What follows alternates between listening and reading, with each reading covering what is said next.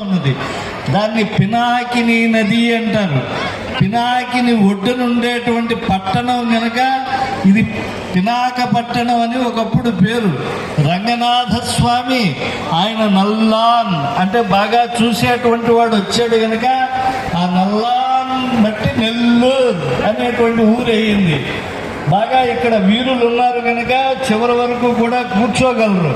మేమంటే ఎక్కడో తిరుమల నుంచి వచ్చాం కాబట్టి కూర్చోలేమని కుర్చీ వేశారు. మీరంతా సింహాలు లాంటి వాళ్ళు. అందుకే మీరుండే ఊరిని ఏమన్నారు?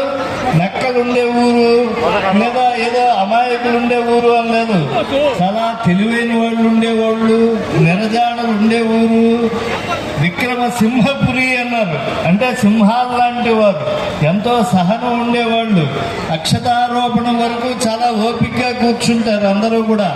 బాబు అక్కడ కాషాయం వేసుకున్న వాళ్ళు కూర్చోండి, అడ్డంగా నిలబడ్డారు, వెనకాల వాళ్ళకి ఇబ్బంది కలుగుతుంది కదా. కాబట్టి